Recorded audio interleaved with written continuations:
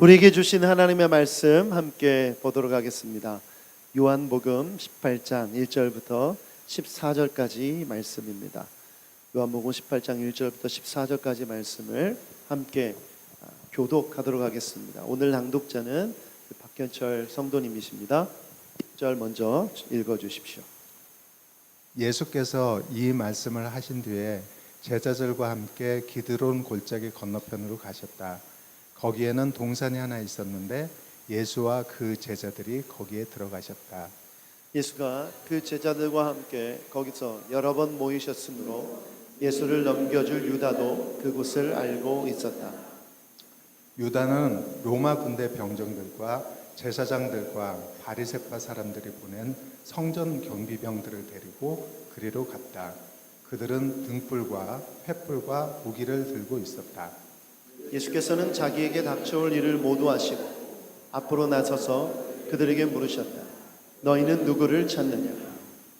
그들이 대답하였다. 나사렛 사람 예수요. 예수께서 그들에게 말씀하셨다. 내가 그 사람이다. 예수를 넘겨줄 유다도 그들과 함께 서 있었다. 예수께서 그들에게 내가 그 사람이다 하고 말씀하시니 그들은 뒤로 물러나서 땅에 쓰러졌다. 다시 예수께서 그들에게 물으셨다. 너희는 누구를 찾느냐? 그들이 대답하였다. 나사렛 사람 예수요. 예수께서 말씀하셨다. 내가 그 사람이라고 너희에게 이미 말하였다. 너희가 나를 찾거든 이 사람들은 물러가게 하여라. 이렇게 말씀하신 것은 예수께서 전에 아버지께서 나에게 주신 사람을 나는 한 사람도 잃지 않았습니다 하신 그 말씀을 이루게 하시려는 것이었다. 시몬 베드로가 칼을 가지고 있었는데 그는 그것을 빼어 대제사장의 종을 쳐서 오른쪽 귀를 잘라버렸다. 그 종의 이름은 말고였다. 그때 예수께서 베드로에게 말씀하셨다. 그 칼을 칼집에 꽂아라. 아버지께서 나에게 주신 이 잔을 내가 어찌 마시지 않겠느냐. 로마 군대의 병정들과 그 부대장들과 유대 사람들의 성전 경비병들이 예수를 잡아 묶어서 먼저 안나스에게로 끌고 갔다. 안나스는 그 해의 대제사장인 가야바의 장인인데 가야바는 한 사람이 온 백성을 위하여 죽는 것이 유익하다고 유대 사람에게 조언한 사람이다. 아멘. 아멘. 요한복음 강해 58번째 시간입니다. 오늘 말씀 제목은 세상의 권력에 대한 우리의 자세라는 제목으로 하나님의 말씀을 나누도록 하겠습니다. 세상 사람들은 힘을 가지려고 합니다. 힘을 왜 가지려고 하는가? 그 힘을 가져야만 이 세상에서 잘 살 수 있다고 믿기 때문이죠. 운동선수가 힘을 가지려는 이유가 뭡니까? 경기에서 승리하기 위함이죠. 경기에서 승리하면 박수를 받고 명예가 따라오고 돈도 따라오기 때문이죠. 또 많은 사람들이 권력의 위치에 올라가는 이유가 뭡니까? 정치인들이 선거에서 당선되려고 하는 이유가 뭡니까? 힘을 가지려고 그러는 거죠. 어떤 정치인이 국회의원에서 낙선됐는데 그런 질문을 했어요. 왜 국회의원에 출마하셨습니까? 자기가 정부 관료로서 정부에서 일을 해봤는데 근데 자기가 바꿀 수 있는 힘이 별로 없더래요. 그런데 국회의원들을 보니까 국회의원들은 법을 제정함으로 많은 것을 바꿀 수 있는 힘이 있더래요. 그래서 국회의원에 출마했다는 얘기를 하더라고요. 권력의 자리에 오려고 하는 사람들은 그 권력의 자리에 있는 힘 때문이죠. 많은 학생들이 공부를 열심히 하는 이유가 뭘까요? 공부하는 이유가 뭐죠? 좋은 대학 가려고? 좋은 대학 가려면 사람들이 인정해 주잖아요. 그렇죠? 또 좋은 대학 나오면 좋은 직장에 취직하면 사람들이 또 인정해 주고 좋은 대우와 돈을 벌고 위치를 얻게 되면 거기에 있는 힘을 가지고 내가 원하는 일을 할 수 있기 때문에 그렇기 때문에 많은 사람들이 힘을 가지려고 합니다. 여러분 돈을 벌려고 하는 이유가 뭐죠? 돈에는 뭐가 있습니까? 돈에는 힘이 있기 때문에 그래서 돈을 가지려고 하는 거예요. 조금 더 가지려고 여러분 일하고 계시고 심지어는 돈을 뺏기도 하지 않습니까? 바로 우리가 사는 이 세상은 힘의 논리가 지배되는 세상입니다. 그러다 보니까 사람들이 더 많은 힘을 가지려고 더 높은 위치, 더 많은 지식, 더 높은 그런 경제력을, 더 많은 경제력을 가지려고 애쓰고 있죠. 그리고 사람들은 더 나아가 그렇게 사는 삶이 행복하다라고 생각해요. 여러분, 이 세상은 그런 세상입니다. 그렇다면 이 세상 속에서 우리 그리스도인들은 어떻게 살아야 될까요? 우리가 가져야 되는 힘은 무엇일까요? 세상 사람들이 추구하는 그것과 우리가 추구하는 그것은 어떻게 달라야 될까요? 오늘 성경을 통해서 하나님의 뜻을 깨닫는 여러분 되시길 축복합니다. 먼저 세 부류를 보기 원하는데요. 첫 번째 부류는 돈을 가지려고 했던 유다입니다. 1절부터 3절까지의 말씀 같이 한번 읽어보도록 하겠습니다. 1절부터 3절입니다. 시작. 이 말씀을 하신 뒤에 제자들과 함께 기드론 골짜기 건너편으로 가셨다. 거기에는 동산에 하나 있었는데 그리스도와 그 제자들이 거기에 들어가셨다. 예수가 그 제자들과 함께 거기서 여러 번 모이셨으므로 예수를 넘겨줄 유다도 그곳에 알고 있었다. 유다는 로마 황제와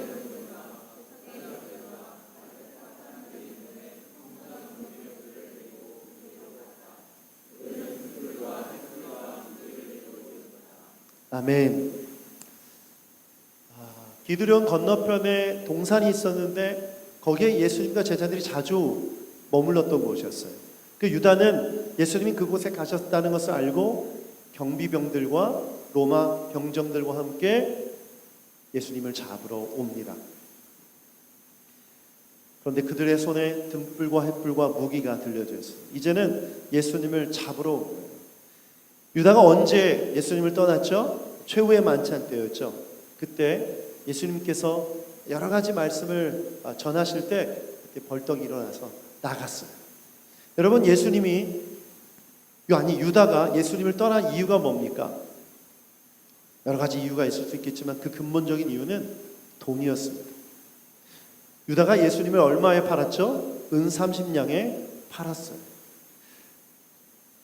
유다의 마음속에 돈이 가장 중요했기 때문에 그 돈이라는 가치를 예수님과 바꾼 것입니다.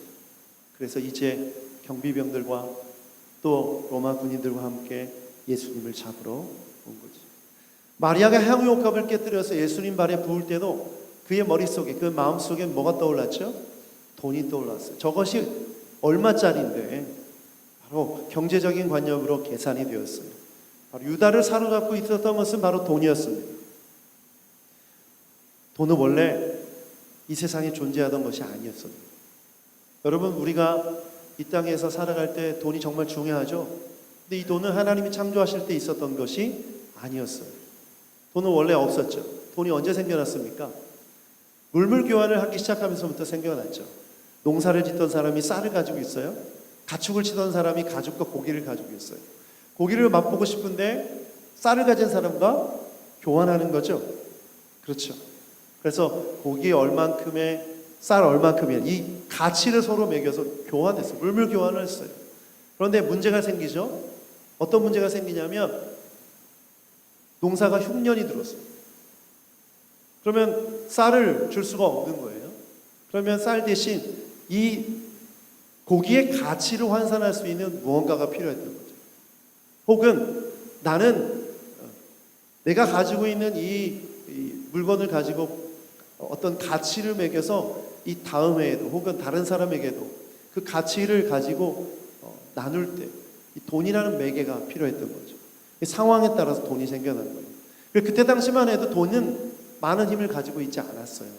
왜냐하면 물물교환, 자급자족이 원칙이었기 때문에 그다지 많은 물건들이 필요하지 않았었죠. 그런데 이 돈이 힘을 가지게 된 때가 언제입니까? 사람의 노동력을 사기 시작한 때부터요. 사람의 노동력을 사서 뭘 만들었죠? 우리가 상품을 만드는 거예요. 그래서 노동력을 통해서 많이 만들고 이 많은 상품을 가지고 어떻게 합니까? 또 돈을 벌게 되는 거예요. 또 돈을 번 사람이 또 많은 상품을 만들어서 팔아서 돈을 벌므로 노동력을 사서 돈을 가진 사람이 더 많은 돈을 가지게 되는 구조가 되는 것이죠. 그래서 돈은 자연스럽게 힘을 가지게 된 겁니다. 그런데 여러분, 돈의 힘이 있습니까? 아니면 돈을 가진 사람에게 힘이 있습니까? 너무 쉬운 질문인가요? 예를 들어보죠. 돈이 많이 있는 사람이 있었어요. 많은 권세를 가지고 있었는데 돈이 다 없어졌어요. 그럼 이 사람에게 더 이상 권세와 힘이 있습니까? 없습니까? 없죠. 없어요. 부자였던 어떤 분이 망하고 나니까 친구들이 다 떠나더래요. 돈 있을 때는 항상 자기와 만나기 원하고 함께하기 원하던 친구들이 돈이 없어지니까 다 떠난 거예요. 그러면 그 사람들은 그 사람을 왜 만난 겁니까? 돈 때문에 만난 것이죠. 여러분, 돈은 절대 중립적인 게 아닙니다. 돈은 칼이나 뭐 어떤 물건처럼 도구에 불과한 게 아니에요. 돈에는 뭐가 있습니까? 힘이 있어요. 그렇기 때문에 돈을 조심해야 돼요. 예수님께서 이렇게 말씀하셨죠. 마태복음 6장 24절 말씀 같이 한번 읽어보죠. 시작. 아무도 두 주인을 섬기지 못한다. 한쪽을 미워하고 다른 쪽을 사랑하거나 한쪽을 중히 여기고 다른 쪽을 업신 여길 것이다. 너희는 하나님과 재물을 아울러 섬길 수 없다. 여러분, 이 재물이란 단어는 원래 예수님이 맘몬이란 단어를 쓰셨어요. 이것은 아람어인데 맘몬이란 뜻은 단순히 돈, 화폐를 의미하는 것이 아니라 부와 재물을 상징합니다. 그런데 왜 맘몬이라는 단어를 쓰셨을까요? 여러분, 맘몬은 사람을 지배하는 능력이 있어요.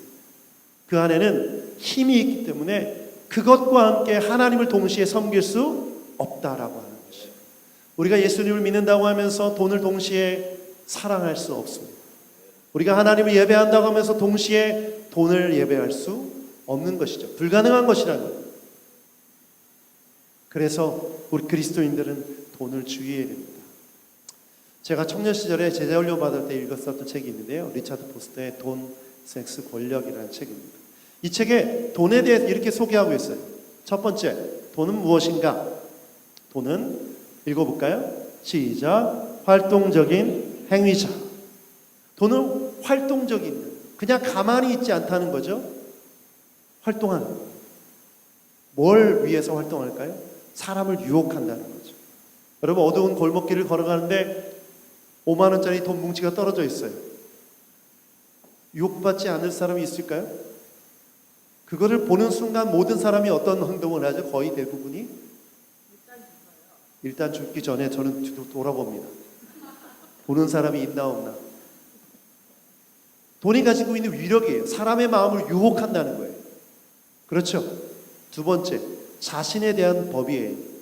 돈이 자신 안에 들어오게 되면 돈이 법이 되는 거예요.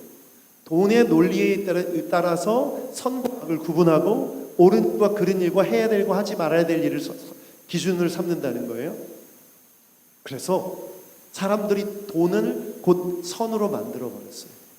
여러분, 돈이 많은 것 악입니까? 선입니까? 돈 많으면 좋죠? 돈 많으면 싫으세요? 네, 좋다고 생각하는 건 돈이 많으면 행복할 거야. 돈이 많으면 너는 정말 훌륭한 삶을 살 거야. 이런 생각이 떠오른다는 건 이미 돈이 여러분 자신 안에 법이 되어서 선이라는 그런 규정을 한 거예요. 세 번째, 헌신하게 하는 힘입니다. 여러분, 돈 버는 일에 헌신하고 계시죠? 밤늦도록, 아침 일찍부터 밤늦도록 열심히 일하는 이유가 돈 벌기 위함이죠. 물론 가족을 부양하고 여러 가지 다양한 이유가 있을 수 있겠지만 그 근본적인 이유는 돈에 내가 헌신했다는 것을 의미해요. 그러므로 이 세상에서 돈을 모르면 정말 우리 그리스도인들은 위험합니다. 왜냐하면 이 돈 버는 것과 하나님의 섬기는 일을 동시에 할 수 있다고 생각하기 때문이에요. 근데 예수님이 뭐라고 말씀하셨죠? 둘 다 할 수 있다 없다? 없다. 공존 불가능해요. 같이 함께 할 수 없다. 그러므로 우리가 돈에 대한 태도를 온전하게 갖지 못하면 위험합니다. 유다가 예수님을 따라다녔지만 유다의 주인은 돈이었어요. 그래서 예수님의 말씀을 들을 수가 없었고 결국은 예수님을 그 돈의 논리에 의해서 팔게 된 것이죠. 은 30냥이 뭐 별거냐 이렇게 생각하는 분들이 있는데 요즘은 그렇게 생각하지 않습니다. 그때 당시 은 30냥이 굉장한 가치가 있다고 생각해요. 왜냐하면 그때 당시에는 금보다 은이 더 귀했으니까. 그렇다면 오늘 우리 그리스도인들은 어떻게 살아야 되는가? 여러분, 우리는 자본주의 시대에 살고 있다는 것을 꼭 기억하십시오. 자본주의 시대란 뭐냐? 돈이 곧 선인 시대입니다. 돈이 없으면 망한 거고 돈이 많으면 성공한 거라고 말하는 시대를 살고 있습니다. 그렇기 때문에 모두가 성공이란 단어를 떠올리면 돈이 많은 걸 떠올려요. 그렇죠? 그리고 그것을 선으로 여겨요. 그래서 조금 거짓말하고 부정한 방법으로 속이고 빼앗고 괜찮다고 생각해요. 그 정도야 뭐. 그래서 교회 공동체가 또 목회자가 돈 많이 벌기를 구해줬어요. 축복해주고. 그래서 교회 공동체가 어떻게 됐어요? 헌금을 많이 하게 되고 교회가 많은 재산을 갖게 됐죠. 그리고 교회 공동체는 부정직한 방법으로 돈을 벌어도 눈 감아주고 오히려 회개와 용서를 선포해줍니다. 그러면 또 세상에 가서 또 그렇게 돈을 벌고 헌금하고 마치 이것이 하나님의 축복을 받은 사람의 표본인 것처럼 강조하고 격려하고 지향했던 것이 교회 공동체의 모습이었죠. 그런데 여러분, 이건 정말 하나님 앞에서 큰 죄를 저지른 것입니다. 예수님이 돈과 하나님을 동시에 섬길 수 없다고 말씀했거든요. 디모데전서 6장 8절부터 10절 말씀 같이 한번 읽어보죠. 시작. 우리는 먹을 것과 입을 것이 있으면 그것으로 만족해야 할 것입니다. 그러나 부자가 되기를 원하는 사람은 유혹과 올무와 여러 가지 어리석고 해로운 욕심에 떨어집니다. 이런 것들은 사람을 파멸과 멸망에 빠뜨립니다. 돈을 사랑하는 것이 모든 악의 뿌리입니다. 돈을 쫓다가 믿음에서 떠나 헤매기도 하고 많은 고통을 겪기도 한 사람이 더러 있습니다. 여러분, 더러 있습니까? 많이 있죠. 돈이 일만하게 뿌리입니다. 그런데 많은 사람들이 돈을 탐하고 또 돈을 얻기 위해 하나님 앞에 기도하고 금식하고 작정하고 돈을 구하며 부자가 되기를 원합니다. 여러분, 그런데 성경은 뭐라고 말하죠? 먹을 것과 입을 것이 있으면 그것으로 뭐 해라? 아멘 하십시오. 먹을 것과 입을 것이 있으면 만족하시길 바랍니다. 다시 한번. 먹을 것과 입을 것이 있으면 만족하시길 바랍니다. 그런데 자본주의는 뭘 부추기죠? 자본주의는 뭐예요? 우리가 살고 있는 자본주의 시대는 뭘 부추겨요? 그걸로 모자라. 너는 더 큰 집에 살아야 되고, 너는 더 큰 차를 사야 되고, 너는 더 재산이 많아져야 돼. 계속 이걸 얘기해요. 그것이 성공이고 그것이 행복이야. 그래서 우리는 너무 쉽게 이 메시지에 아멘 아멘 하면서 따라가요. 특히 이런 메시지가 교회에서 선포되기 때문에 더 위험한 거예요. 여러분, 부자가 되기 원하는 사람이 죄 짓지 않고 부자가 될 수 있습니까? 자본주의 시대에서 죄 짓지 않고 부자가 될 수 있어요, 없어요? 거의 불가능합니다. 깨끗한 부자가 되기 어려워요. 정직한 방법으로 살아갈 때 큰 돈을 벌기가 어려워요. 사람들은요, 이 부, 재산, 이 재물, 이거를 쫓아갈 때 하나님을 버립니다. 그게 얼마나 큰 죄인지 모르고 따라갑니다. 저는 우리 교회가 정신을 바짝 차리고 깨어 있어야 됩니다. 돈이 아니라 우리는 하나님을 쫓는 사람인 줄 믿습니다. 여러분, 필요하면 하나님이 주세요. 그리고 하나님이 주신 재물은 먹을 것과 입을 것만 있으면 감사하고 그 이상으로 주신 거라면 그건 여러분께 아니에요. 누구 겁니까? 하나님 거죠. 하나님의 뜻대로 쓰라고 주신 거예요. 그 재정을 내 것이라고 여기는 순간 끝이에요. 돈이 많이 생기면 차부터 바꾸고 옷부터 바꾸고 집부터 바꾸고 나를 위해 쓰기 시작하는 사람이 있다면 돈의 노예인 거예요. 돈을 따라가고 있는 것이죠. 오늘날 교회 공동체 안에서도 이런 메시지가 너무나 많아요. 마치 돈을 많이 버는 것이 하나님의 뜻인 것처럼, 돈을 많이 버는 것이 하나님의 축복인 것처럼 여기는 그런 메시지를 여러분 경계하셔야 됩니다. 큰일 납니다. 오늘 바울 사도는 그걸 경고하고 있어요. 돈을 쫓다가 뭐에서 떠난다고요? 믿음에서 떠난다. 돈을 쫓다가 믿음에서 떠난다는 거죠. 그러므로 우리는 깨어 있어야 됩니다. 가룟 유다가 예수님을 팔았던 이유는 바로 돈 때문입니다. 우리가 믿음 생활한다고 하면서 돈이 여전히 여러분 가운데 있고 내가 구하고 바라는 기도 제목이 모두 다 돈과 연결되어 있다면 한번 생각해 봐야 돼요. 난 내 주인이 지금 누군가? 나는 지금 무엇을 따라가고 있는가? 돈이 아니라 우리는 그리스도를 따르는 사람인 줄 믿습니다. 그리스도를 따라가는 사람인 줄 믿습니다. 두 번째, 무기를 가지고 있던 병사들을 보게 됩니다. 10절부터 11절까지 읽어보겠습니다. 10절부터 11절 시작. 그것을 빼앗아 제사장들의 종을 쳐서 오른쪽 귀를 잘라버렸다. 그 종의 이름은 말고였다. 그때 예수께서 베드로에게 말씀하셨다.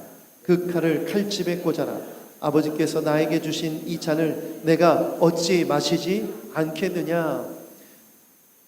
군인들이 칼을 들고 왔어요. 그런데 그 칼을 들고 있는 군인들은 훈련된 병사였어요. 여러분, 로마 군인들은요 엄청나게 고도의 훈련을 받은 군사들입니다.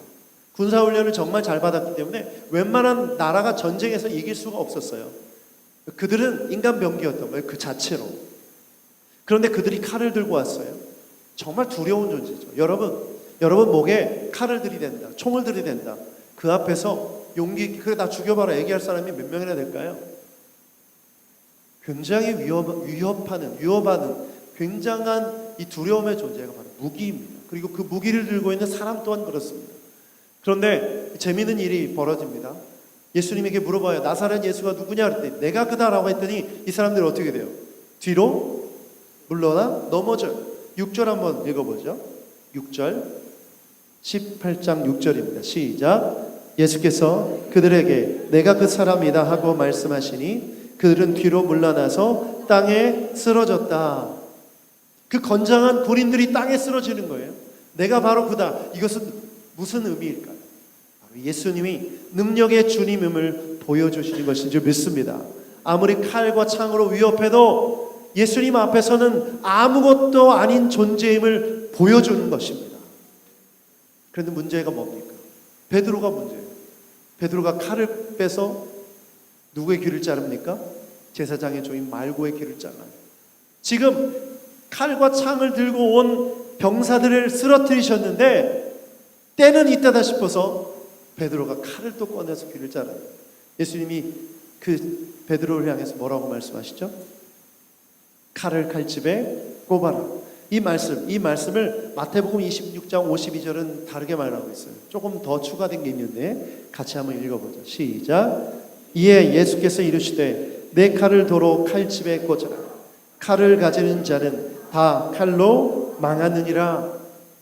무력, 힘을 가지고 상대방을 제압하려는 그 사람을 향해 똑같은 방식으로 대응했던 베드로를 향해 이렇게 말씀하시는 거예요. 칼을 칼집에 꼽아라. 칼을 가지는 자는 다 칼로 망하느니라. 여러분, 예수님의 메시지는 이것입니다. 오른뺨을 맞으면 어디를 대라? 왼뺨을 들고. 오리를 가져가면 심리를 가고. 나를 힘을 가지고 억압하고 제압하고 때리는 사람을 향해 똑같은 방식으로 대응하지 말라는 것입니다. 여러분, 이것이 성경의 메시지며 예수님의 메시지예요. 세상을 살면서 억울한 일이 많죠. 힘을 가진 이들이 우리를 억압하죠. 그런데 그 힘을 가진 자들에게 똑같은 방법으로 대응하지 말라는 거예요. 힘들죠, 이게. 얼마나 어렵습니까? 저도 좀 혈기가 있는 편이거든요. 답답하고 힘든 일을 당하고 억울하면 참을 수가 없어요. 똑같이 복수해주고 싶어요. 그런데 성경의 메시지, 예수님의 메시지는 그게 아니에요. 그렇게 하지 말라는 거예요. 그래도 주님 억울한데요? 너무 억울한데요? 베드로가 그런 마음 아니었겠어요? 감히 예수님을. 그런데 예수님은 그렇게 하지 말라고 말씀하십니다. 한국 교회에 있는 이 폭력의 문제 너무나 심각하죠. 목회자들끼리 폭력을 행사해서 갈비뼈가 부러지고 이빨이 부러지고 이런 뉴스, 이름만 대도 알만한 대형 교회에 있었던 일이죠. 그리고 지금도 교인들끼리 분쟁하면서 조직폭력배를 고용해서 목회자를 막 끌어내고 성도들 끌어내는 일들, 이런 일들이 너무나 많습니다. 뭘 뜻할까요? 말씀대로 살지 않기 때문이죠. 예수님이 하신 말씀대로 살지 않기 때문에 똑같은 세상 사람들이 하는 방식 그대로 하고 있는 것입니다. 여러분, 우리 그리스도인들은 그렇게 살아서는 안 됩니다. 지금 이렇게 생각해 보면 제가 어렸을 때 학생 운동이 많이 있었을 때 그때 많은 대학생들이 돌과 화염병을 던지면서 정부를 향해서 자신들의 어떤 불만을 표시했던 기억이 나요. 불의한 권력 앞에서 저항하고 행동하는 것 굉장히 중요하다고 그들은 외쳤습니다. 그런데 그리스도인으로서는 어떨까요? 성경은 뭐라고 말할까요? 성경은 그렇게 하지 말라고 얘기합니다. 총을 겨누는 자 앞에서 총을 똑같이 겨누지 말라고 얘기하죠. 여러분, 이것이 성경의 메시지입니다. 역사적인 판단, 정치적인 계산, 이런 거 다 떠나서 예수님도 불의한 권력 앞에서, 불의한 사람들 앞에서 똑같이 행하셨어요. 이것은 굉장히 큰 메시지를 줍니다. 여러분, 이것이 성경의 메시지입니다. 그렇기 때문에 여러분, 세상 속에서 예수님처럼 여러분도 순종하며 살아가시길 축복합니다. 세 번째 부류의 사람은 권력을 가지고 있었던 제사장들입니다. 12절부터 14절까지 한번 읽어보죠. 시작. 로마 군대의 병정들과 그 부대장과 유대 사람들의 성전 경비병들이 예수를 잡아 묶어서 먼저 안나스에게로 끌고 갔다. 안나스는 그 해의 대제사장인 가야바의 장인인데, 가야바는 한 사람이 온 백성을 위하여 죽는 것이 유익하다고 유대 사람에게 조언한 사람이다. 군사들이 예수님을 묶어서 이제 데려갑니다. 그런데 여러분, 군사들이 묶어서 데려갔다면 가장 먼저 어디로 데려가야 됩니까? 가야바라는 대제사장 혹은 빌라도라는 총독 앞에 데려가야 되지 않습니까? 그런데 오늘 말씀해 보니까 안나스라는 사람의 집에 데려갑니다. 안나스라는 사람이 누굴까? 오늘 말씀해 보면 안나스는 대제사장 가야바의 장인. 왜 여기로 데려갔을까요? 얼마 전에 아주 유행했던 단어가 있었죠. 네 글자. 비선실세입니다. 비선실세. 가야바는 약 20년 동안 대제사장 자리에 있었대요. 원래는 계속 로테이션 되어야 되는데 어떻게 대제사장 자리에 20년이나 있을 수 있었을까? 여러분, 이 당시 대제사장과 그를 둘러싼 이 대서기관 계급들, 사두개인들은요, 막강한 권력을 갖고 있었습니다. 이들은 로마 정부와 연합된 자들이어서 그들의 종교적인 체계와 이 모든 것들을 보장받고, 또 나라에서 오는 모든 지원금들과 또 이스라엘 백성들이 내는, 유다 백성들이 내는 성정세를 관리하고 있었기 때문에 엄청난 명예와 돈과 부를 가지고 있었던, 권력을 가지고 있었던 사람들이었어요. 그렇기 때문에 그 권력을 가지고 사람들을 움직이고 여론을 형성할 수 있었던 거죠. 가야바가 이렇게 말한 거예요. 뭐라고 말했어요? 온 백성을 위하여 죽는 것이 유익하다. 한 사람이 이렇게 말한 거예요. 그럼 이 대제사장의 말이 결국 유대 사람들의 여론이 되는 거죠. 그런데 이 가야바 뒤에 누가 있었다고요? 안나스라는 장인이 있었다는 거죠. 여러분, 이것은 뭘 뜻할까요? 지금 우리가 첫 번째 돈을 나눴고, 두 번째 뭘 나눴죠? 힘을 나눴어요. 무력. 오늘 세 번째는 권력입니다. 명예로운 자리, 돈과 힘을 다 가지고 있는 자리, 권력의 자리에 있는 이 사람을 보는 거예요. 많은 사람들이 이 권력의 자리를 올라가기 원합니다. 왜냐하면 그곳에서 많은 힘을 발휘할 수 있기 때문에. 성전 경비병들이 누굽니까? 용병들입니다. 돈을 주고 고용된. 그 돈은 누가 줬을까요? 물론 대제사장이 줬겠죠. 그리고 성전세 받은 걸로 줬을 거예요. 돈을 받은 고용된 용병이 있을 정도로 무력까지 가지고 있고, 돈도 가지고 있고, 명예와 권력을 다 가지고 있어요. 못할 일이 없습니다. 이 사람들 앞에 예수님이 끌려갑니다. 여러분, 그리스도인은 어떤 사람입니까? 세상 속에서 우리가 이런 세상 사람들이 원하고 바라는 이 권력과 부를 똑같이 구하고 똑같이 바라고 똑같이 원한다면 우리는 그리스도인이 아닙니다. 성경의 메시지는 오히려 정반대로 얘기하고 있죠. 예수님이 이렇게 말씀하세요. 마가복음 9장 35절 같이 한번 읽어보죠. 시작. 예수께서 앉으신 다음에 12 제자를 불러놓고 그들에게 말씀하셨다. 누구든지 첫째가 되고자 하면 그는 모든 사람의 꼴찌가 되어야 하며 모든 사람을 섬겨야 한다. 아멘. 여러분, 이 메시지를 누가 제일 싫어했을까요?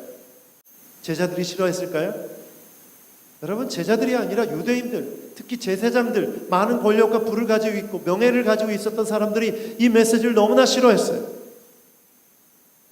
아니, 내가 첫째가 되어야 되는데 꼴찌가 되어야 된다? 너무 싫은 거죠. 그런데 우리 그리스도인들이 예수님의 말씀과 정반대로 나아가고 있다면 이건 굉장히 심각한 일입니다. 지금 감옥에서 재판 중인 비선실세였던 이 최순실이라는 분은 집사님이에요. 작은 교회 리모델링 위해서 2천만 원 정도의 헌금도 하셨다고 해요. 교회 신앙생활 했어요. 그분도 설교를 들었을 테고, 그분도 예배를 드렸을 테고, 그분도 그리스도인의 모습으로 성도로서 신앙생활을 했겠죠. 그런데 어떻게 이런 일이 벌어졌을까? 저는 이 근본적인 이 성경의 메시지, 예수님의 메시지를 제대로 듣지 않았기 때문이라고 생각합니다. 그 말씀 그대로 살지 못했기 때문에. 그렇다면 오늘 우리에게도 동일하게 질문하시는 거예요. 교회 안에서 높아지려고 하고, 교회 안에서 권력을 가지려고 하고, 이런 일들이 너무나 많죠. 물론 이 작은 교회에 뭐 그런 일이 있겠냐 싶지만 똑같아요. 우리도 교회 사이즈만 다를 뿐이지 우리도 똑같죠. 한국 교회에 있는 이 직분제도 마치 계급처럼 올라가면 높은 자리에 있고 힘과 권력을 가진다는 것, 이 정말 위험한 것입니다. 마치 집사는, 성도는 아무것도 아닌 것처럼 계급처럼 만들어서 마치 담임 목사가 꼭대기 있고 모든 것을 다 명령하고 통제하고 이런 구조, 하나님이 정말 기뻐하시지 않는 구조. 지극히 작은 자가 가장 큰 자인 줄 믿습니다. 꼴찌가 첫째인 줄 믿습니다. 정말 보이지 않는 곳에서 수고한 그 사람이 가장 높은 사람이에요. 그렇게 본다면 저는 우리 교회에서 가장 낮은 사람이죠.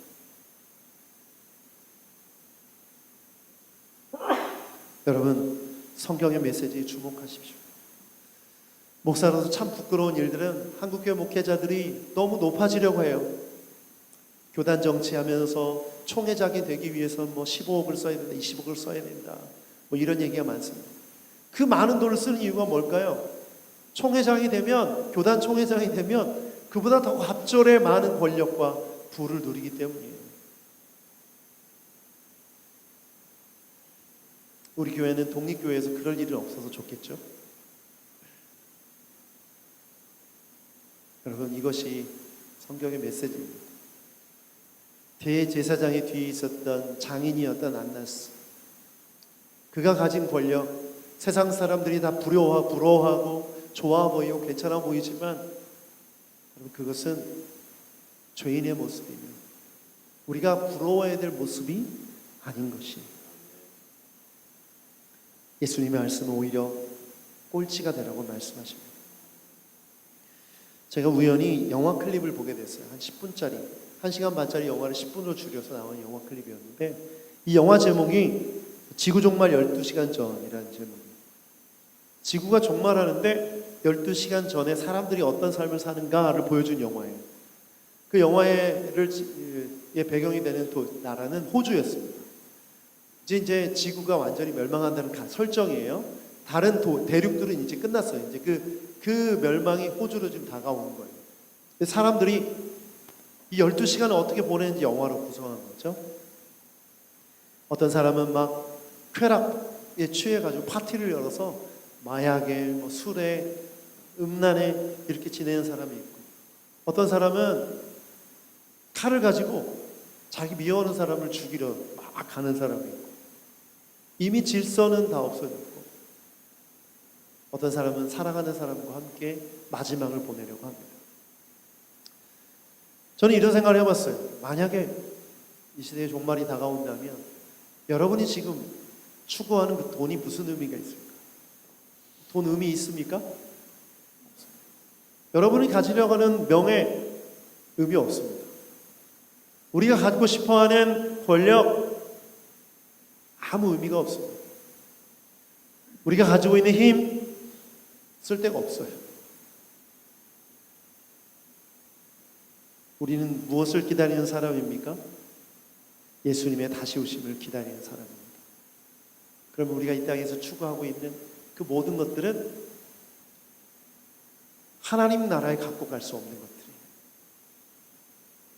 우리 주님이 중요하다고 말씀하시는 것은 보이는 것이 아니라 보이지 않는 것입니다. 보이는 것을 쫓아 살지 마십시오. 보이지 않는 것을 따라 사세요. 그것이 우리 그리스도인들이 해야 될, 따라가야 될 삶입니다. 저는 오늘 여러분에게 이런 질문을 드리고 싶어요. 우리 주님께서 주시는 질문이라고 믿습니다. 혹시 여러분 가운데 돈 때문에 괴로워하고 돈 때문에 걱정하고 염려하는 분들 계십니까? 하나님이 이렇게 말씀하세요. 들에 핀 꽃을 보라, 하늘에 나는 새를 보라. 내가 너희를 먹이고 입히고 함께한다. 이 말씀을 들으시길 축복합니다. 혹시 여러분 중에 육체의 아픔 때문에, 질병 때문에, 연약함 때문에 힘들어하는 분이 계십니까? 우리 주님이 이렇게 말씀하세요. 나를 바라봐라. 나를 의지해라. 내가 너의 능력이 되고 내가 너의 힘이 되고 내가 너의 도움이 되겠다. 억울하고 힘들고 어려운 일이 당해도 하나님 앞에 맡기고 심판하신 주님께서 심판하시도록 그렇게 하나님께 맡기기를 원하세요. 그리고 세상의 부와 명예와 권력을 추구하는 분들이 계십니까?